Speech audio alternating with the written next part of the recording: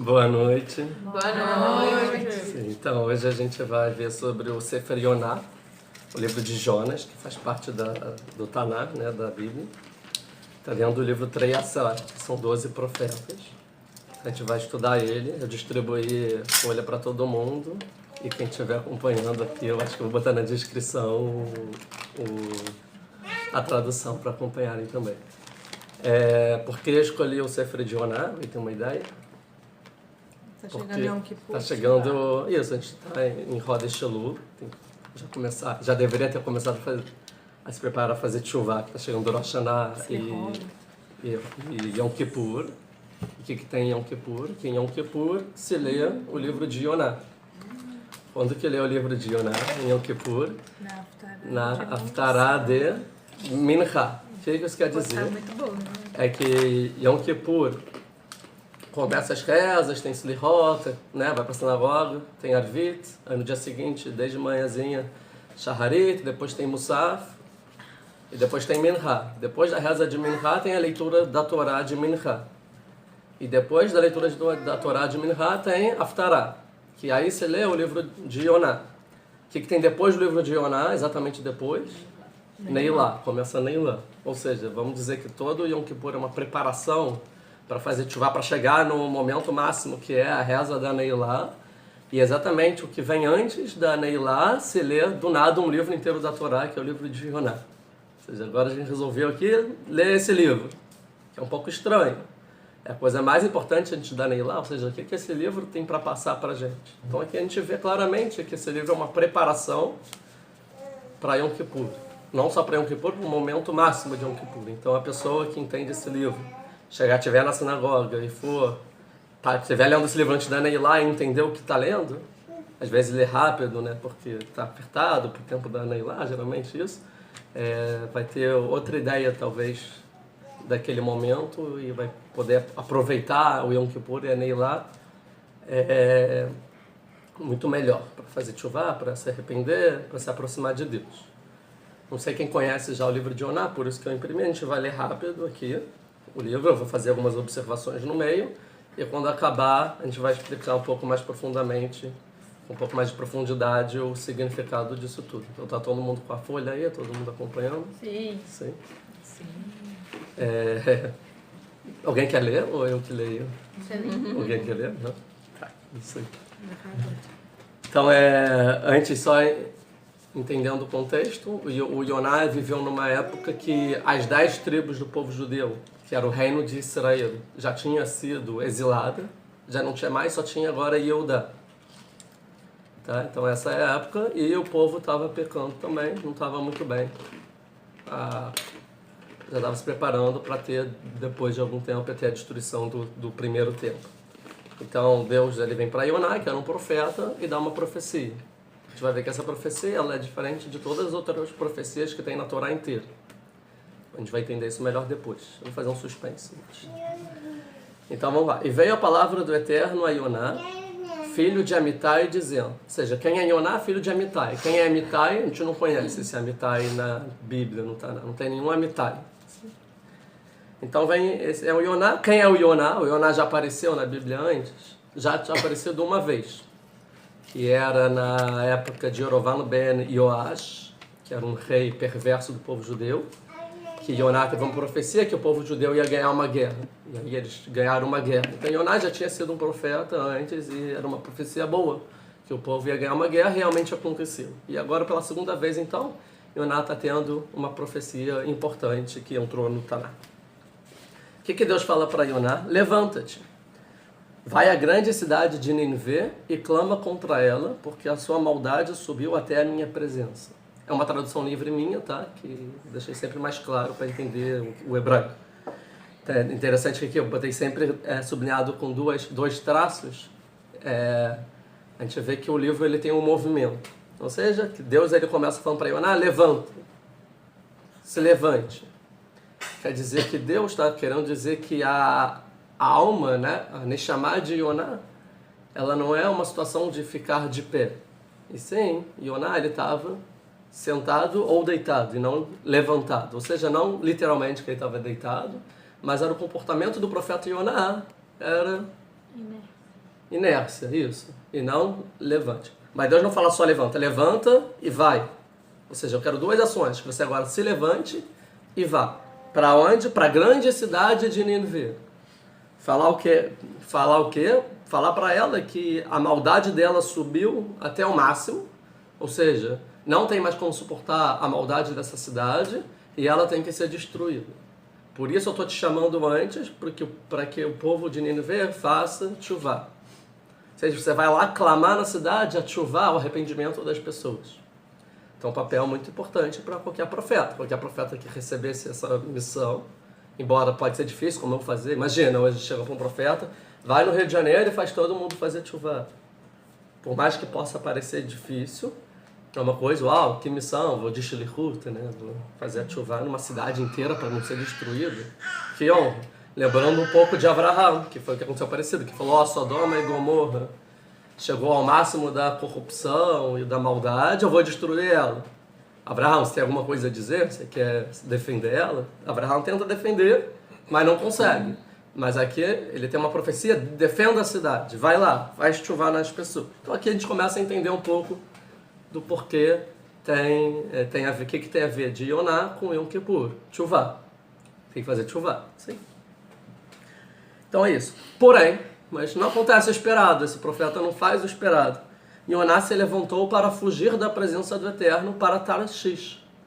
Tarshish era uma ilha do outro lado do mar. E Yoná falou, em vez de eu ir para essa cidade, eu vou para o outro lado, para uma ilha. Com qual objetivo? Fugir do Eterno. Sim? A ideia é que se levantou, você fala levante, Yoná se levantou, ou seja, ele saiu da situação dele, realmente, eu vou me levantar, mas em vez de ir para a cidade, ele vai para o outro lado e foge. Como se foge do Eterno? Como se foge de Deus? Impossível fugir. Mas vamos entender que Yoná não era uma pessoa comum, ele era um profeta. Ou seja, se ele era profeta, ele tinha seu caráter mussari, ético, 100%. Ele cumpria todas as mitzvot, ele entendia Deus melhor do que qualquer ser humano, porque ele é um profeta. Um profeta sabe o que é Deus. Não tem nenhuma dúvida da existência de Deus, um profeta. É tipo o ser humano, o melhor tipo de ser humano que existe, é um profeta. Então, Yoná achava que podia fugir da presença de Deus. Então esse daqui, o Gustavo fala, é uma outra segunda coisa que o livro vai ensinar, que é impossível fugir de Deus. Ou seja, o nosso ano inteiro a gente às vezes pensa que dá para fugir de Deus. Deus não está vendo, eu vou dar meu jeito. E a história vai dar que nem que ele vai ter que ir para a barriga da baleia e voltar, no final ele vai fazer o que Deus mandou. Ou seja, não tem como escapar do que Deus planejou para você. Então é melhor fazer. Então essa é uma segunda ideia. Mas ele tenta fugir. O que é fugir? É o seguinte. Ele tenta fugir, tenta ir para fora da terra de Israel. Porque fora da terra de Israel não existe profecia. Fora da terra de Israel, nenhum ser humano consegue ter um nível de ter uma profecia. Ou seja, Deus mandou com uma profecia de fazer tchuvá em Nínive, fazer o arrependimento da cidade. Mas se eu fugir, sair da terra de Israel, eu não vou ter mais profecia. E Deus não vai poder falar mais nada comigo. Ou seja, eu não quero fazer essa profecia, eu quero fugir da capacidade de ter profecia. Então é isso que é fugir da presença de Deus. Ele sabia que não dá para fugir, mas eu não quero ter mais profecia, eu quero deixar de ser profeta se eu conseguir. Então ele sai correndo e foge, e tenta ir para Galut. Essa então é a ideia aqui de fugir de Deus. Ele vai ver que no final ele vai voltar para a terra de Israel e vai ter profecia, não dá para fugir. Mas a ideia aqui é porque ele quer fugir. O que tem de errado em Yoná aqui? Que em vez de fazer tchuvá, ele quer fugir. Por quê? Outra coisa que nas leis, né, sobre profetas, se um profeta tem uma profecia de Deus, que não é alguma coisa simples, Deus falou com ele, e o profeta não faz o que Deus fala, o que acontece com o profeta pela Torá? É morte, pena de morte. Ou seja, um profeta que não faz sua profecia, ele é pena de morte espiritual. E Yoná tinha 100% de consciência disso. Ou seja, quando ele resolve fugir de Deus, ele entende que ele está indo para a morte. E é uma escolha dele. Ele não é uma pessoa sentimental, ele é um profeta, totalmente intelectual, entende o que ele está fazendo. E nesse momento ele tem uma opção que ele fala o seguinte: eu prefiro morrer do que fazer o que Deus me mandou, do que fazer tchuvá na cidade. Essa é a decisão de Yoná, prefiro morrer. E ele espera em se encontrar com a morte nesse caminho feliz. Então é difícil entender. Por quê? o que está acontecendo na cabeça dele. Então vamos lá. Então, ele fugiu da presença de Tarshish. E descendo a Iafo, ou seja, ele foi para Iafo, que era o porto de Israel. Interessante o verbo descendo, ou seja, manda levanta.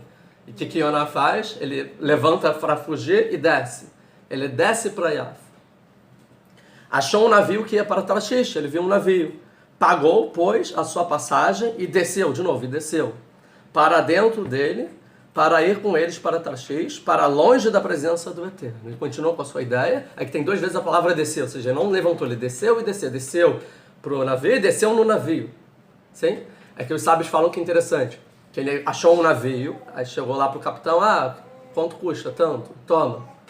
Aí falou, porque não tá saindo o barco? Porque tem que esperar a lotação, tem muita gente. Falou, não, então eu pago por todo mundo, eu compro o barco. Então os sábios falam que ele comprou o barco inteiro e falou, agora sai. Vamos embora, eu quero ir embora, porque eu não posso esperar aqui, que Deus, qualquer momento... Ou seja, ele saiu correndo, eu quero sair da terra de Israel o mais rápido possível. Essa é a ideia. Aqui os sábios eles dizem que compara Yoná com um escravo de um Cohen.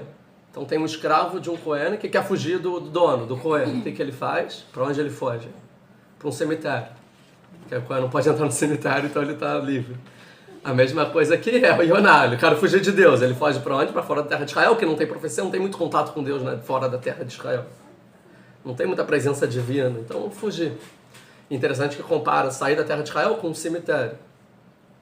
Que é o que ele esperava que acontecesse. Que saindo de Israel ele morresse e fosse para o cemitério mesmo. E aí Deus não ia conseguir encontrar mais ele e mexer mais com ele.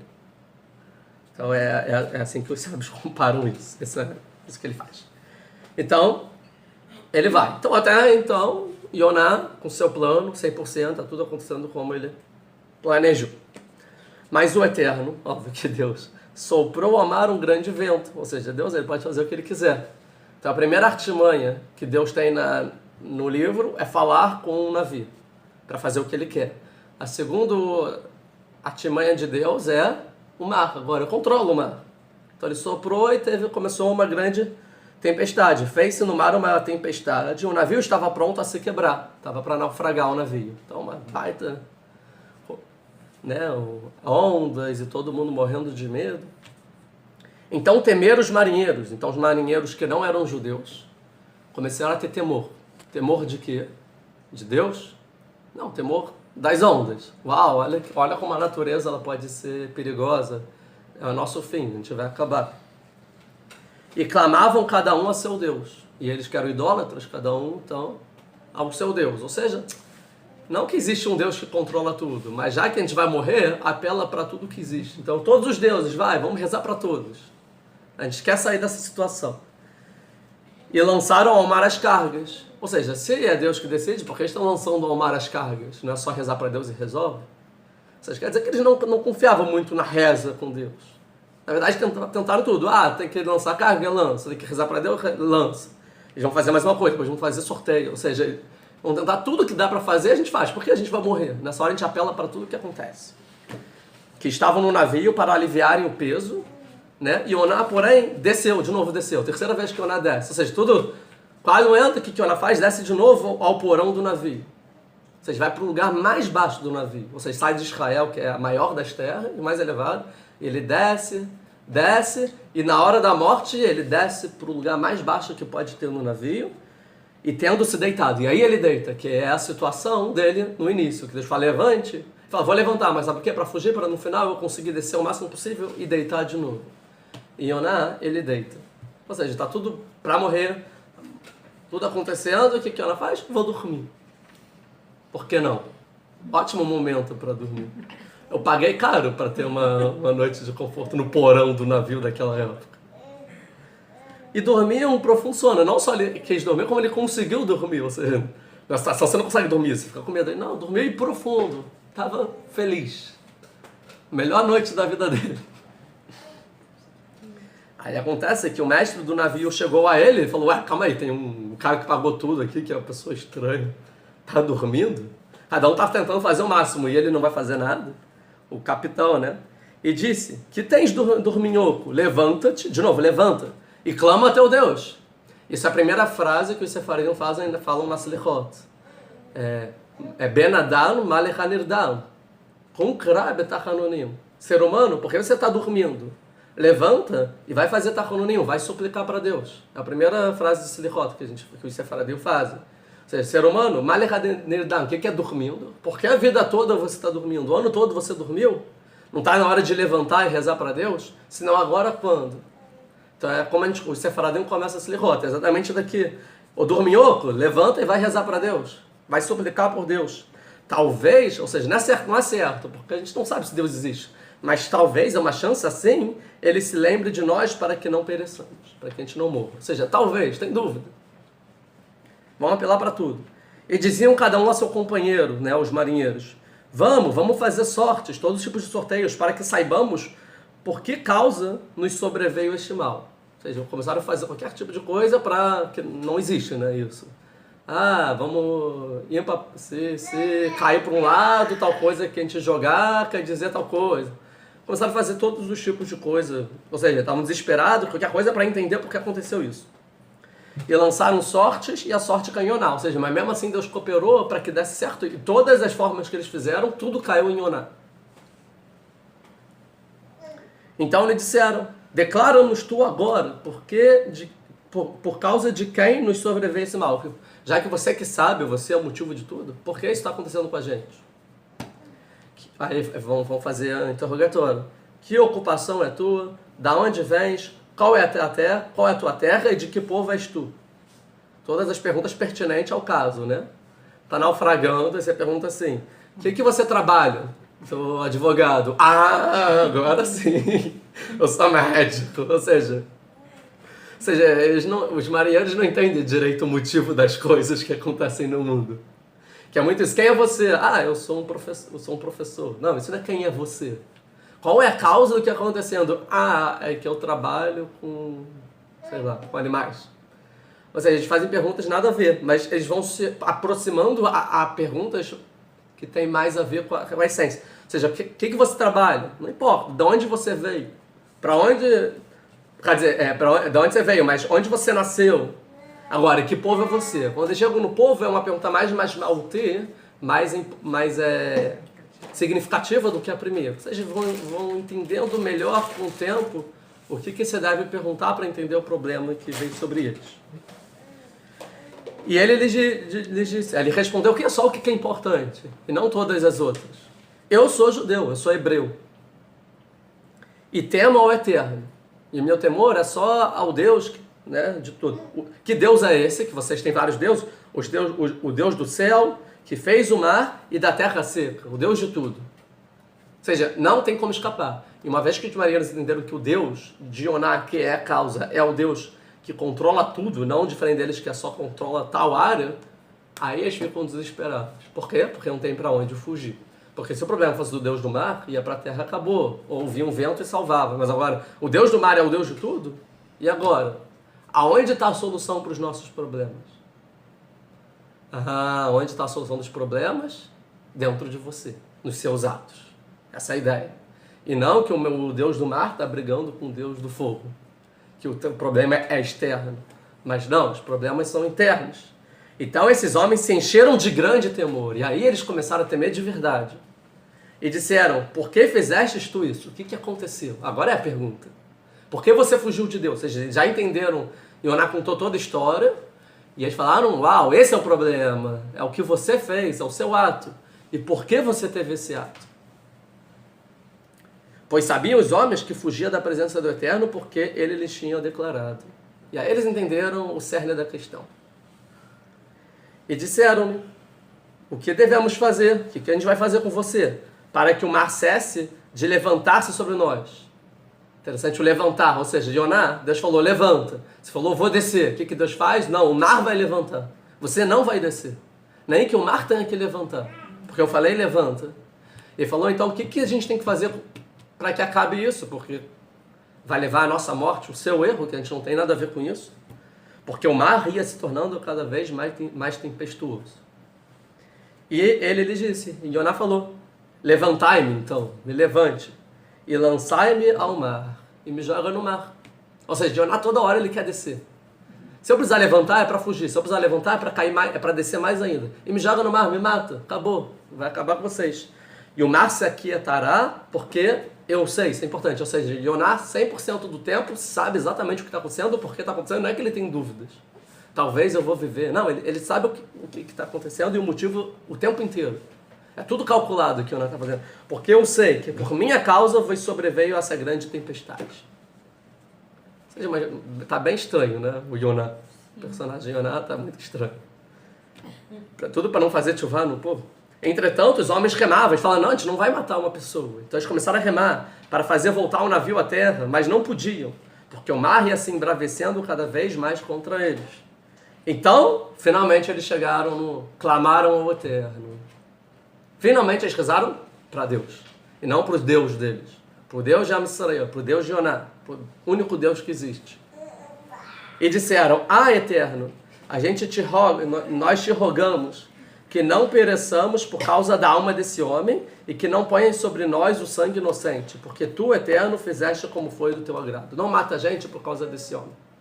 Se ele não quer fazer nada, tudo bem, mas a gente está rezando. E levantaram o Yoná e lançaram no mar. E aí cessou o mar de sua fúria. Realmente aconteceu como o Yoná falou.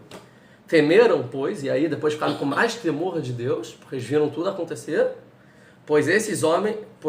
temeram, pois, estes homens ao Eterno com grande temor e ofereceram sacrifícios ao Eterno e fizeram votos.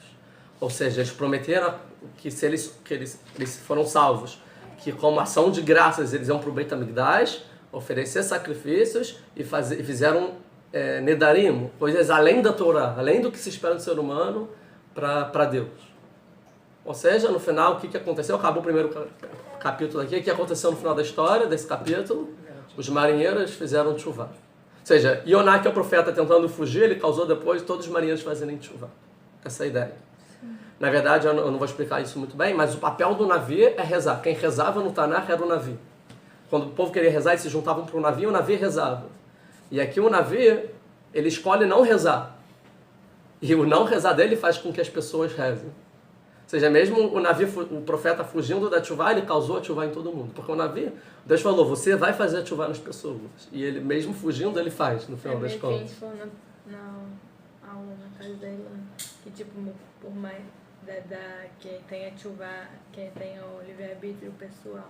As coisas acontecem, exatamente. Tipo, ele escolheu não Você vai escolher participar ou não. Mas vai acontecer. As pessoas vão fazer chuvá, porque eu falei. É exatamente isso. Porque as coisas vão acontecer. Você escolhe participar ou não participar. Exatamente. Muito bom.